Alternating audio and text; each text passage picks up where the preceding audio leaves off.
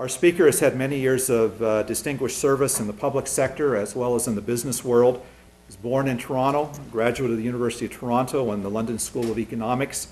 He was first elected to Canada's House of Commons in 1979 and has held the second most important post in the Canadian government. He has been the Minister of Finance.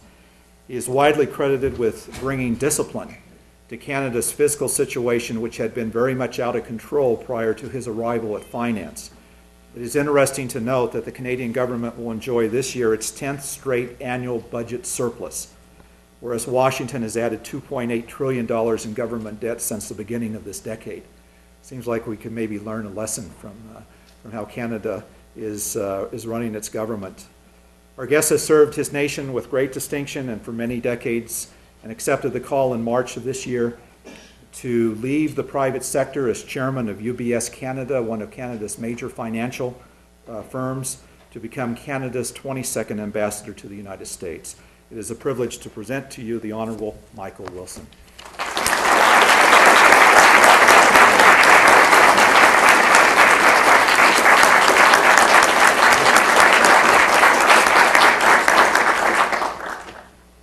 Good afternoon, ladies and gentlemen.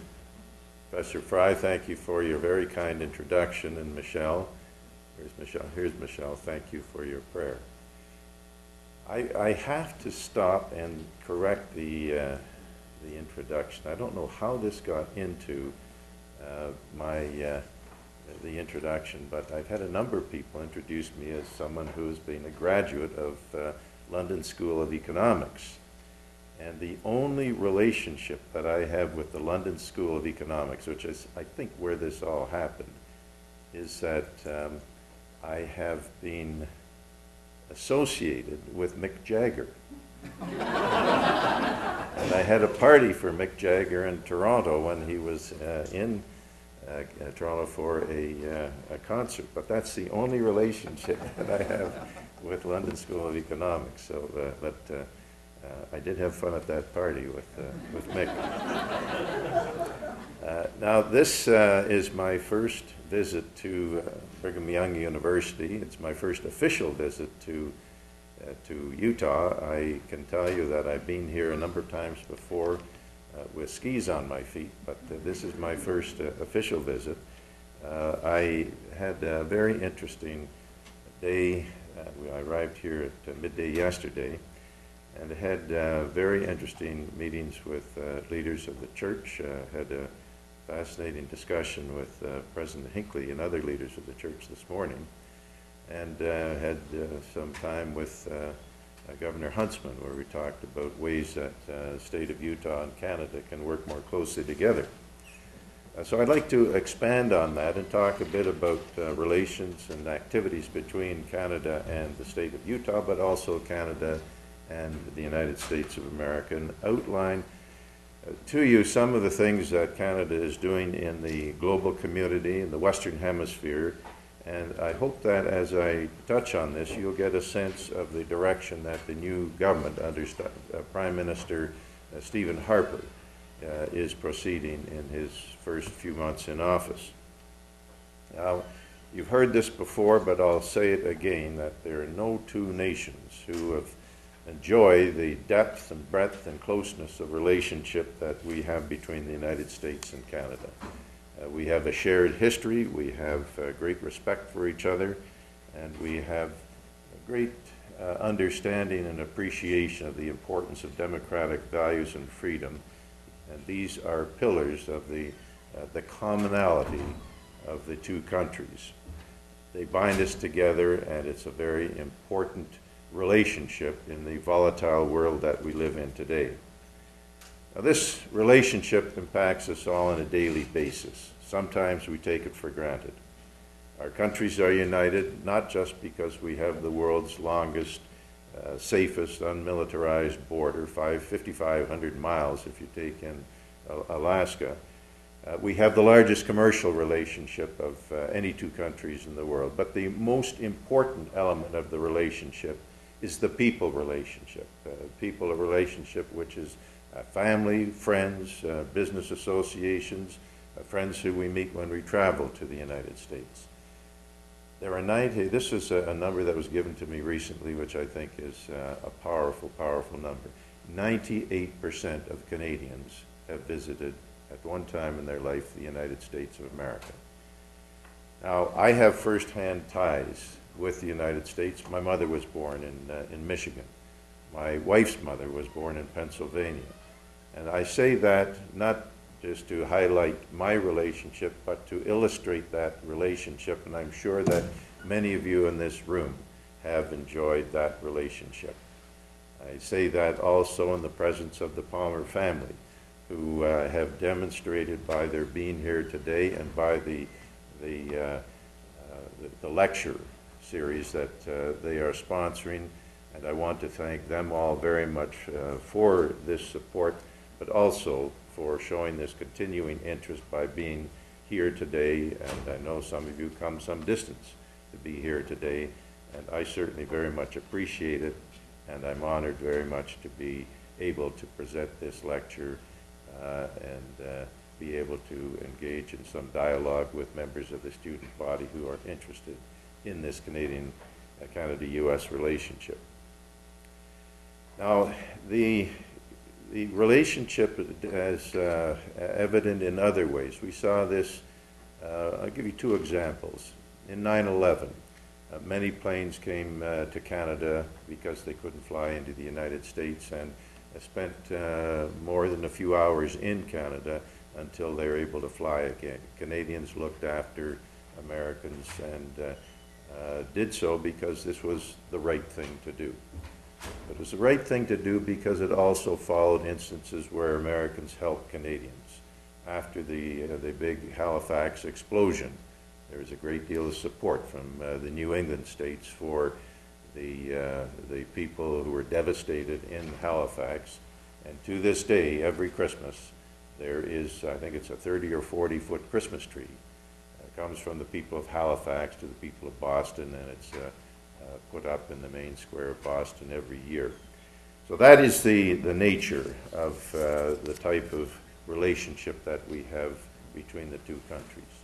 On the commercial side, very important, $1.3 billion worth of trade crosses our border every day.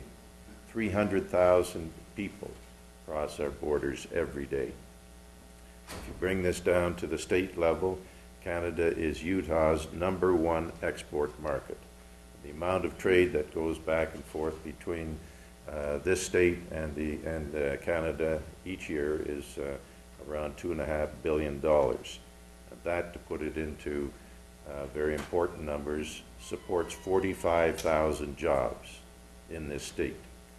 But this is just the tip of the iceberg. I want to talk about another element of the relationship, and that's the energy relationship. Governor Huntsman and I talked about this at some length this morning. There are 35 natural gas pipelines, 22 oil pipelines, and 51 electricity lines that cross our border. So you can see, in an energy sense, we are very closely related. And one of the outcomes of that is that Canada is the #1 energy supplier to the United States. Now, some of you are probably saying, well, what happened to Saudi Arabia? We passed Saudi Arabia in 2004 as your #1 oil supplier. We have based that in large part on the importance of the oil sands in northeast Alberta. Those oil sands produce 1 million barrels a day.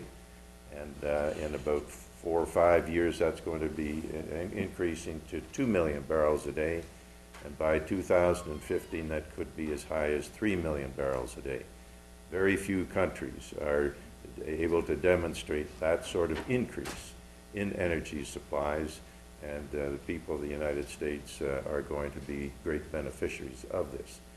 Now, there's another outcome of this, which is closer to home here in Utah. The governor and I talked about this as well.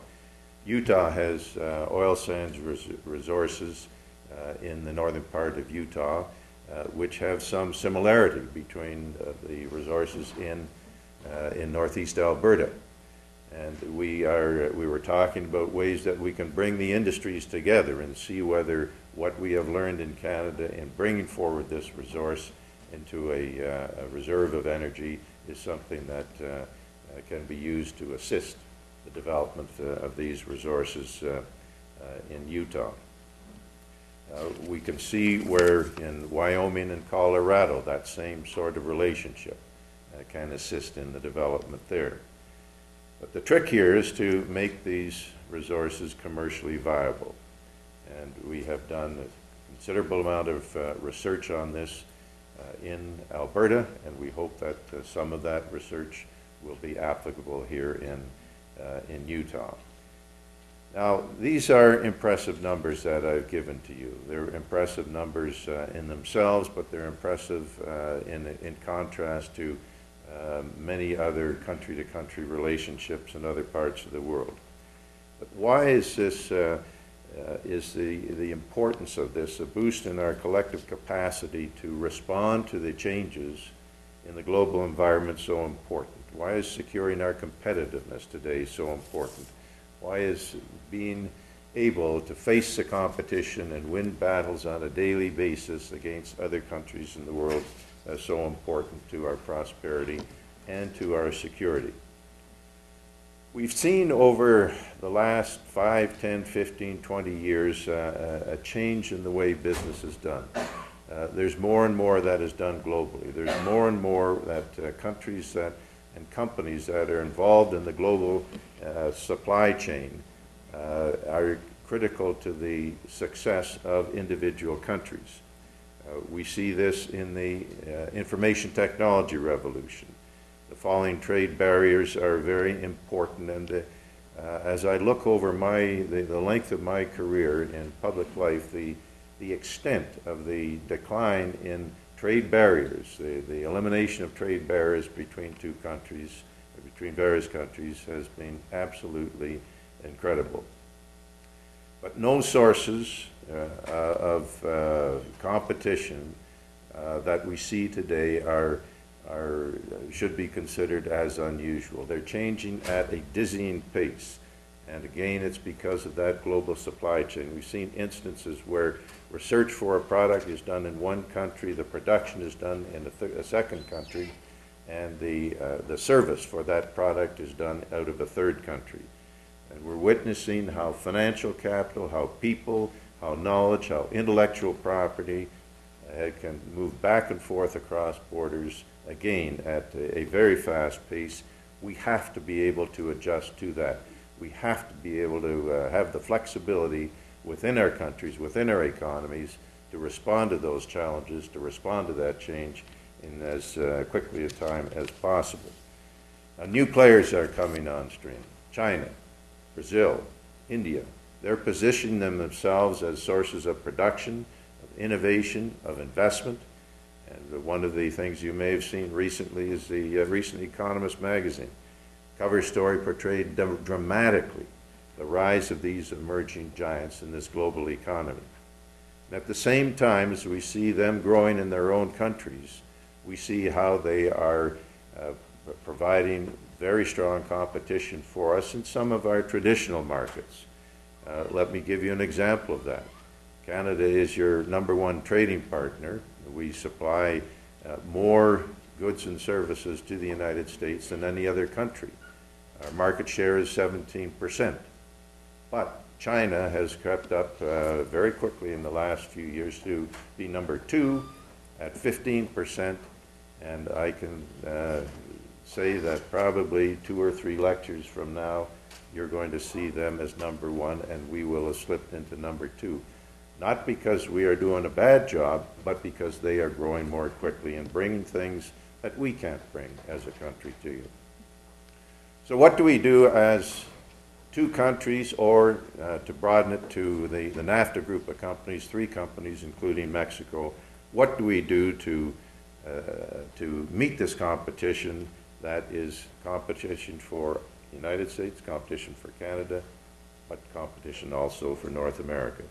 We see today that economies large and small are joining forces. We see the new global environment is drawing us all together. And by working together, creating common standards, compatible regulations that are applicable across borders, and integrated trade corridors, they're stronger together and more, we are stronger together and more competitive than we are apart. We've seen that in Europe, we've seen that in Latin America, we've seen it in Asia, but particularly here in North America, we're seeing it in a powerful way. We in Canada, and for our partners in the United States and Mexico, we've had a head start because of NAFTA. The choice is very clear. We have to strengthen that strong base that we have as a result of NAFTA and make our continent more competitive by building on those strengths. We have complementary strengths. Canada is different from the United States. Mexico is different from either Canada or the United States. But if we can work together, and the Security and Prosperity Partnership that has been launched by the three governments is a very important part of drawing us together and ensuring that we do this in a complementary way so that we each take advantage of our own strengths. This SPP initiative is very important. I think it sends a clear message to the world today that we as three countries are committed to staying ahead of that innovation curve, and that we view deeper collaboration between our public and our private sectors as being essential ingredients to our shared prosperity.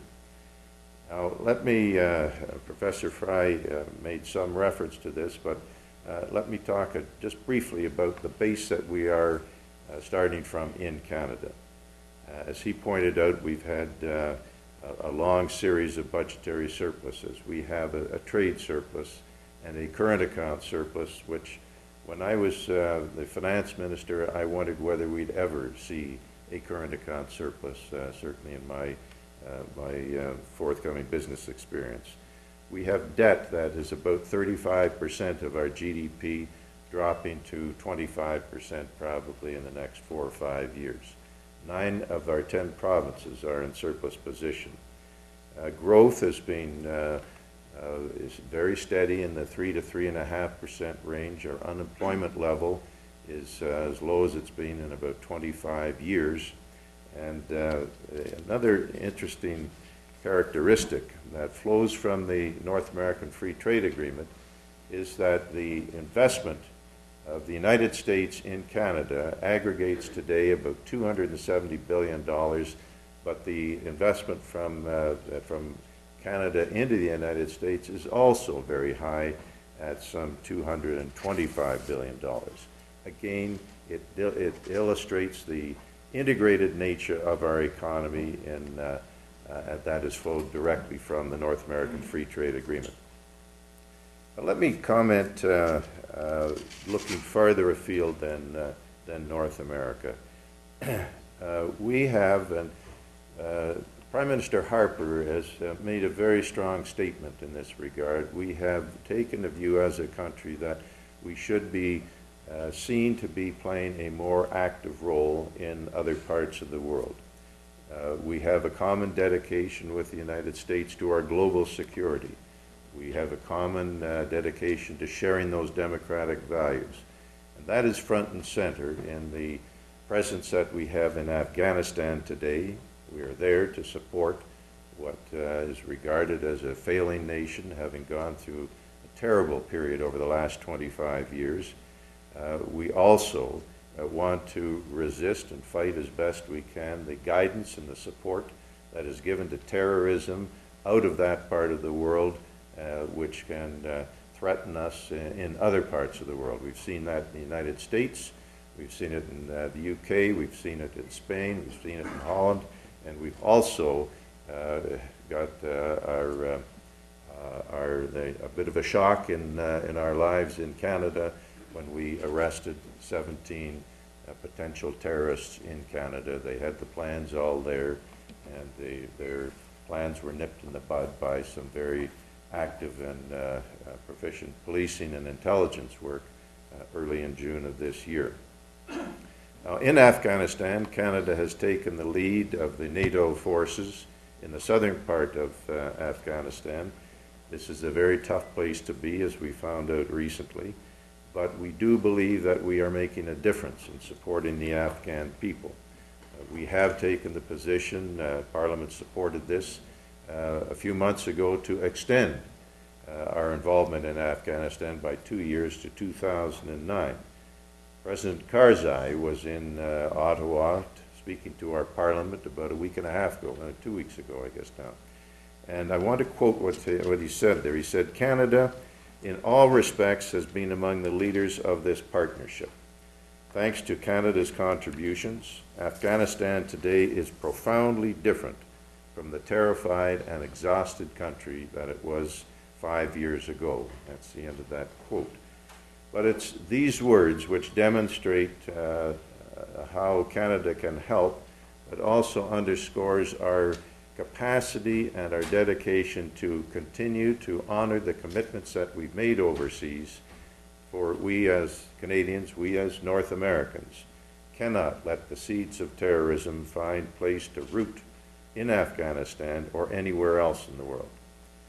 But there's another major facet of our activities in Afghanistan which we cannot forget, and it's a factor that's important not just in Afghanistan but in a number of other troubled countries in the world. And that is, in addition to the military commitment that we've made, we are actively engaged in development assistance to rebuild a nation that has been mired in conflict for far too long. Afghanistan is the recipient of more foreign aid than any other country from Canada. And that is important to rebuilding the country and trying to help them find the stability, rebuilding their education system, helping young girls go to school, whereas before they were not able to. And this has got to be a continuing element of the work that we do there. Now, in other parts of the world, Canada has been a leader in what is called the Global Partnership Against the Spread of Weapons and Materials of Mass Destruction. This is a strong initiative, a broad initiative by a number of countries to help the Soviet Union destroy the weapons of mass destruction, their nuclear weapons that were built up during the Cold War, and avoid these weapons getting into the hands of countries that we certainly don't want to see, nor do we want to see terrorists have these at their disposal. So with security and arms control a dominating issue on the world stage, Canada has and continues to step up to the plate and to ensure that we have international security and that we're preventing those people who wish us and our allies harm from acquiring these weapons and materials of mass destruction. In Africa, you've been reading of the terrible things that are happening in Darfur. We're working with NGOs there and the Red Cross in providing humanitarian assistance. Closer to home in the Western Hemisphere, we've been very active with a number of countries in supporting Haiti, trying to find stability again after coming through a very difficult time in their development as a country. So without stability, without security, without a sense of security, it is very difficult for those countries to pull themselves up and move out of the depths of poverty that they're in today. Cuba is another very interesting example of this same interest on our part to reach out. We have had an embassy in Cuba since 1959. The United States has not. And I believe that the engagement that we've had over the years can help us as we see opportunities to help Cuba make the transition from basically a despotic state into a country that is going to reach out more and more to the world and help people in Cuba to grow and prosper as they have over the last number of years. We've also seen in the Western Hemisphere a deteriorating business climate, particularly in Latin America. We've seen resource renationalization there. We're actively engaged with the United States, with the Organization of American States, in trying to resist that and help those countries find a better way of developing their economies. These are activities which I have described as the foundation for democracy. Sometimes we tend to put too great a focus on the importance of an election. But if you don't have the base, the foundations for democracy, whether that's the rule of law, whether it's understanding how a judicial system works, whether you have freedom of speech, freedom of assembly, freedom of religion, all of these things are the foundations for democracy. If they are not in place, then the normal democratic process simply do not work effectively. And that is the fundamental thrust of what we're trying to do and what we have been doing in Haiti and what we have been doing under the radar screen in countries like Cuba. Now, while the Canadian-American relationship has many aspects to which we can be very proud and which we can celebrate, we do have, from time to time, issues that we need to actively engage each other on because we do have some differences. We recognize that those differences are bound to occur in a relationship as broad and complex as that between our two countries. Now, one of these issues currently is the Western Hemisphere Travel Initiative, which I'm sure many of you are aware of this. It mandates that Canadians coming into the United States or Americans returning to the United States must have either a passport or some document or combination of documents which will provide certain amount of information to the immigration authorities. This is driven by the 9/11 Commission that addresses some of the security requirements of the United States. We don't quarrel with those requirements. We don't quarrel with the recommendation of the 9/11 Commission. What we are concerned about is that this initiative be put in place in a way that results in congestion or confusion at the border, or something that is more insidious, that it results, because of the nature of how this would be implemented, in an invisible barrier growing up between our two countries. As I said earlier, the strength of the relationship is based on those people relationships. So we must ensure that those people relations are kept alive, and that is why we are very insistent with our interlocutors in the United States government to make sure that this is done in an effective way, but not in a way that builds that barrier. This is important because it has, I won't go into the details of it, but if some of you wish to discuss it further in the question period, I'm happy to respond to that. But it can be very troublesome as a barrier between our two countries. Now, the NAFTA agreement is a basis for the prosperity and for the development and growth that we've seen over the last few years. If we see that this WHTI, this travel initiative, is implemented in a way that undermines the effectiveness of NAFTA, then we are undermining one of the key cornerstones of prosperity between the United States, Mexico, and Canada. We know that we can't have security without prosperity and vice versa. So it's in the interests of all three countries to ensure that we protect that prosperity, because that is where we're going to build the strongest confidence in the security that we want to have between our three countries. Before I conclude, let me comment on the importance of the Canadian Studies program. Here at BYU and other institutions in the United States, we have, I think, 54 Canadian Studies programs. Many of you here today are involved with this program here at BYU, but let me just make some brief comments myself on how I see the importance of this program.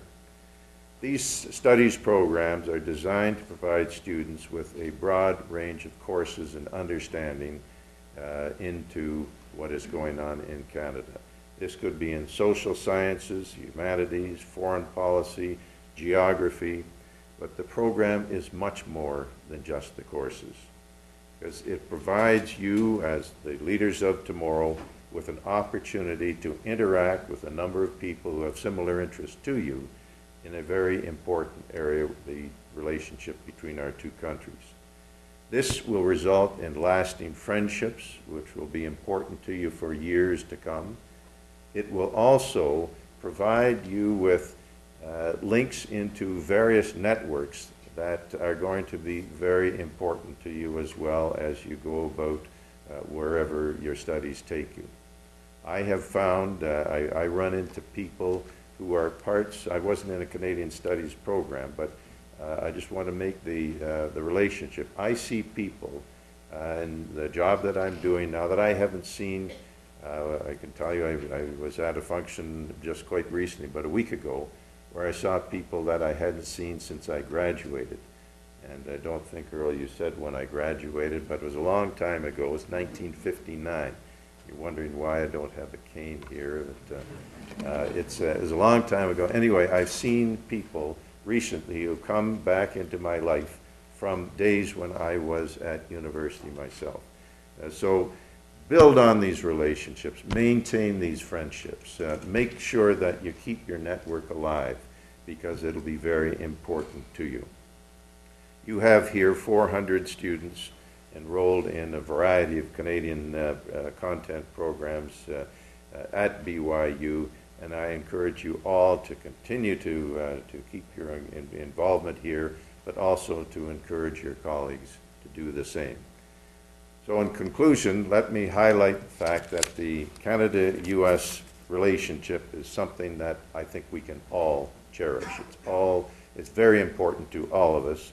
It's a relationship that is built on family, it's built on friends, built on trust, and it's built on initiative. I can say to you as the ambassador to the United States from Canada that you can always count on us to be a friend, to be an ally, and to be your trusted business partner. It's important to you, it's also important to us. Thank you very much for your attention, and I'd welcome any questions that you have. Your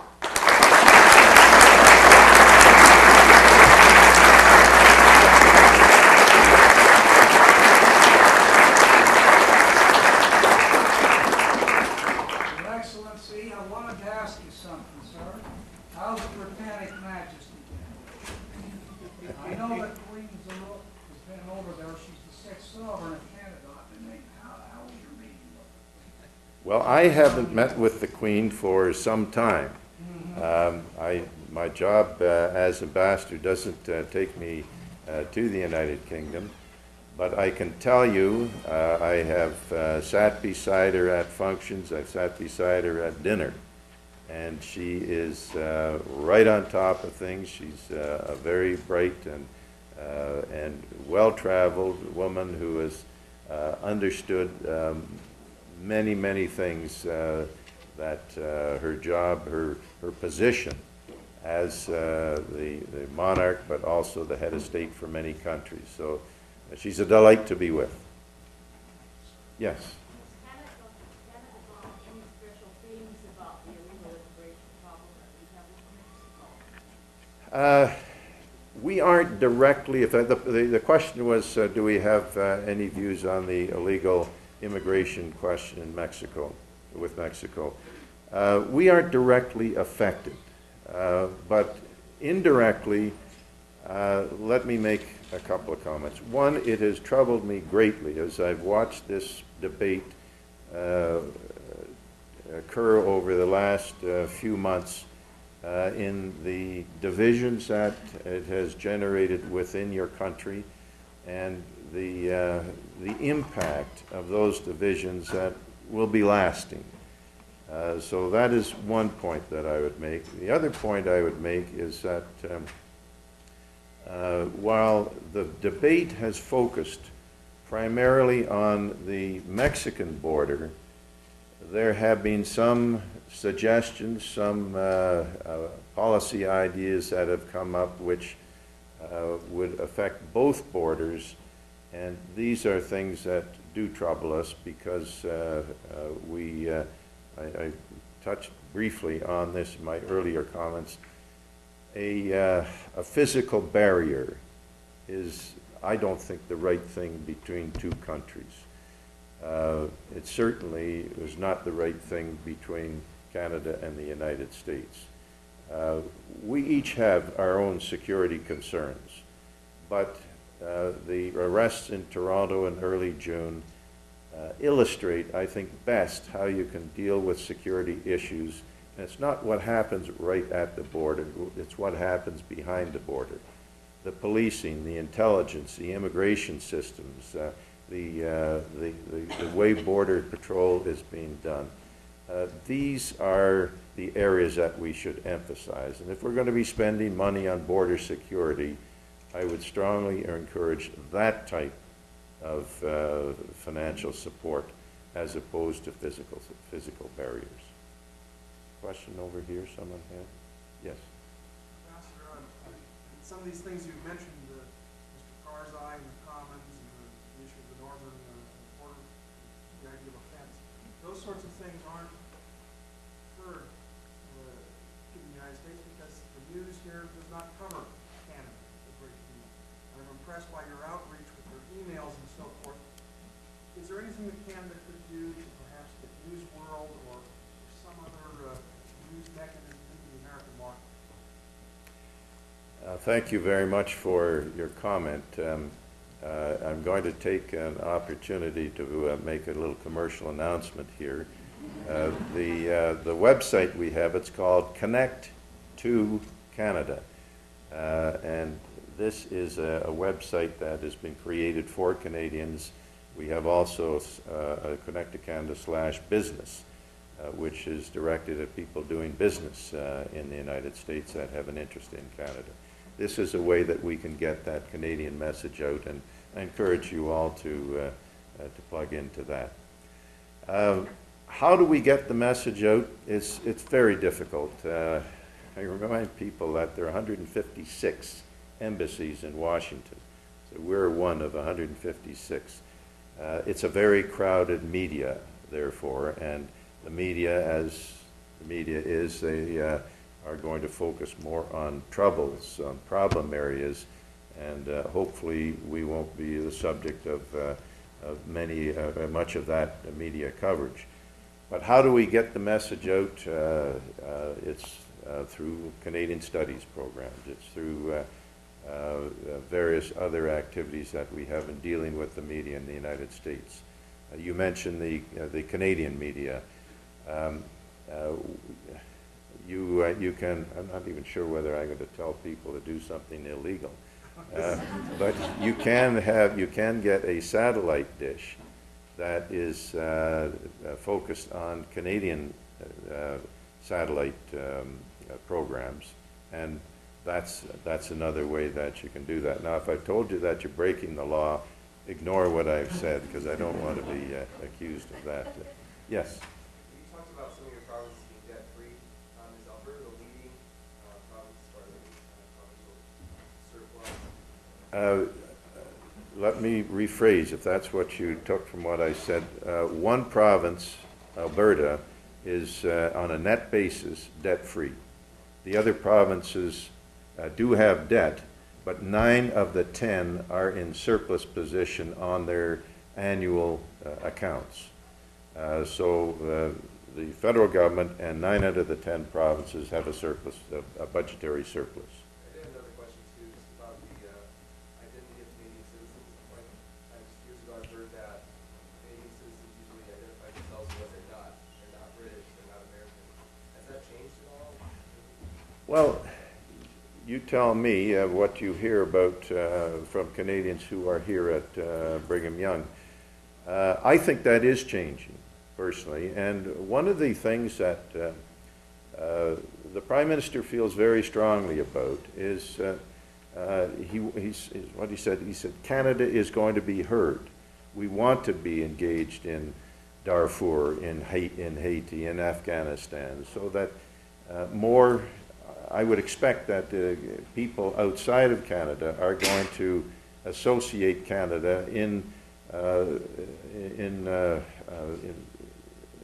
as a reflection of those activities that we're carrying on in other countries.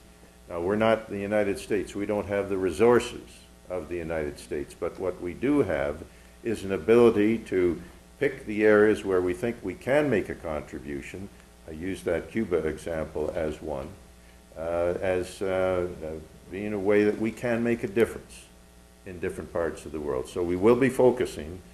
And another thing I'd say to you about Stephen Harper is this man in government is probably one of the best I've seen in being able to focus on priority issues, have a limited number of priorities, focus on them, get them done, get them dealt with, and make sure that the resources are there to support them. That will be, I think, a hallmark of his government. Yes.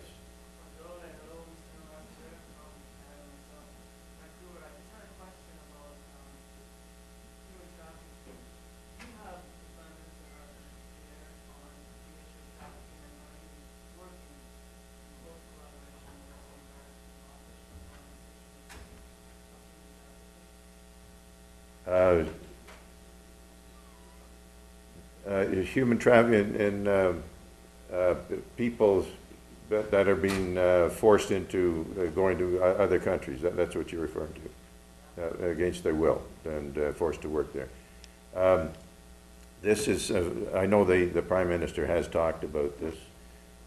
So yes, the government is aware of this, is concerned about it. We have made statements, the government has made statements about it, but was there a specific question that you had? Well, I was, yeah, I was actually wondering, are you working with the American law enforcement or is it non-governmental? Working with it right now? I can't answer the question. I don't know as to what we are doing specifically as it relates to the U.S. government. In a number of areas, we do collaborate, so it would not surprise me to think that we were, but I can't, I just don't know the specifics. Question. One more question. One question. Well, being born and raised in Western Canada, we have always, well, most of us have, over the years, have had time to have more affinity to the United States than we have had to Canada, as you know. And I'm in a family where my wife and my three children are all married Americans, so we look north and south more than we look east and west in that part of the country. And my question to you is, anything that's going to block movement back and forth across the border that does affect us, be involved tangentially in the hospitality industry in southern Alberta because of food issues. If Americans are going to think twice about crossing the Canada, they have to spend $90 per passport each and every member of the family. What kind of progress are we having on backing up January 2018? well, we have had a week ago today, there was some legislation passed in Congress that extended the deadline from for implementation of the travel initiative from January 1st, 08 to June 1st, 09, so 17-month extension. That was a success. It's something that we feel gives us an opportunity to reflect on what this is all about, what the implications are, and to see whether there are different ways of achieving the objectives that have been mandated by Congress. Thank you all very much. Let me just say to you, I will be up here if I know there's some people who have not had their questions answered. If you want to come up here, we can chat informally. But thank you all very much for your attendance here today.